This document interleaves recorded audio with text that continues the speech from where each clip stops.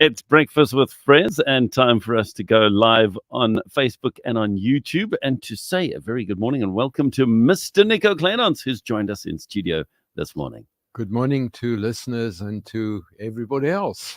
So when it comes to learning about money, Nico, you've got a little anecdote from your childhood. Please share. How did you learn about money? Well, Dad was the only member of our household who earned money from outside the house. Mom worked as a housewife her whole life. So the question I always wondered was, who does teach us about money? Is it our parents? Is it aunts, uncles, grandparents? And what is it they actually taught us? Well, once a month, Dad would cash in his salary and he would turn it into notes and coins.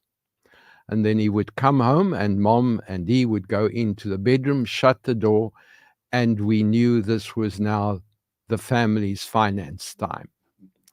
Mom had about 20 or so envelopes, and each envelope had a word written on the outside. So it would be milk, bread, driving. That was the only entertainment we had. We would go to the driving twice a month, electricity rates, and every envelope had a particular expense on the outside.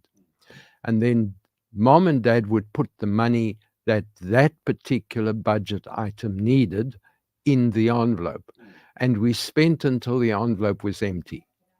And when the envelope was empty, that was it. Then there was a major debate to get further funds out of Dad. So what we learned was that you never work with debt. And if you overspend, that's your problem. Yeah. The family are not going to rescue you. So my sisters and I also learned that you don't talk about money. Which is a sad thing. And a lot of families, I think, grow up that way. Hey, Nico? It did, because it meant that we had to find other sources of learning about money. And we never learned to handle debt because we had no debt as a family. Dad, if he didn't have cash, he wouldn't buy it, except for the home loan. He had no other debt. Never had it at all. So when I began to earn money, I struggled in the beginning to work out what I want to do with money. And when Alu came along, now Alu's 12 years old, I decided I would try and learn what I would have liked to have learned when I was a child. Yeah. Now, Alu is 12 years old. He is an orphan. He lives with his uncle, who is basically the only living relative in his life. He goes to school there, and 3 weekends a month, Alu comes and spends time with my family. So he gets 100 rand pocket money a week. 50 rand of that is supposed to be used by him for taxi fare to go to school. Okay. Now, I know Alu cheats, and if it's tight, he'll walk to school and put that money in his pocket. That's his own skill. He does that. He wants to. It's fine. So he basically gets 100 rand a week for pocket money. And I know he runs a side business. So he buys sweets, which he sells at school, and he's worked out how to make a profit on those sweets. That's brilliant. So in a particular year, Alu spends around 7,000 rand, and he's learned to handle that budget. Now we have a couple of rules. He's had to work out how to calculate markup and selling price, which means his math mark has had to improve. And it has. The teachers confirmed that. The reports have confirmed that. In terms of negotiating, if Alu needs to negotiate with me, I insist that he does that in English, which is a second language for him. Okay. And the WhatsApp he uses when he talks to me has got to be proper English, not what teenagers assume as English.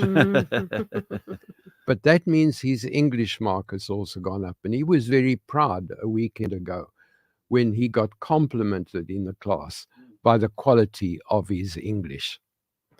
Now, he's allowed to bring a friend with on a Friday. And the other Friday, I listened in when his friend also got pocket money, but it was new to his friend. And one of the things Alu said to him is, you want a chocolate. Did you know that a different shop will charge a different price for the same slab of chocolates? And that's something we take as for granted as adults, but it's a reality that's something children need to learn. Exactly. We don't take that for granted as an adult. Have you seen somebody go and buy a second-hand car and compare prices? Ooh, good point. We don't take it for granted. That is part of the problem. And this is what I see Alu learning now. He is learning that an item has value, but you've got to establish what that value is and decide. Because it's the same thing when we go shopping for clothes. We will often buy the item, and then a week later, we'll go somewhere else and find exactly the same item at 75% the price. Yeah. Now we have buyer's remorse, and we want to kick ourselves because we didn't learn the lesson that a 12-year-old has learned. And it was fun watching Alu say to him, don't buy that chocolate at Woolworths. Don't buy it at the garage. Go to Checkers. They're going to be cheaper this week. Yeah. So he has learned something that he can apply that will make a difference about that. So what is it we should be learning in school about money? Because that's not what they're teaching us. A couple of years ago, I was asked by the Department of Education to monitor a matric class with entrepreneurship as their major in Langa. Okay. And I went there for a couple of weeks. Now, these young students had been doing entrepreneurship for 3 years. I found they had no textbook. What?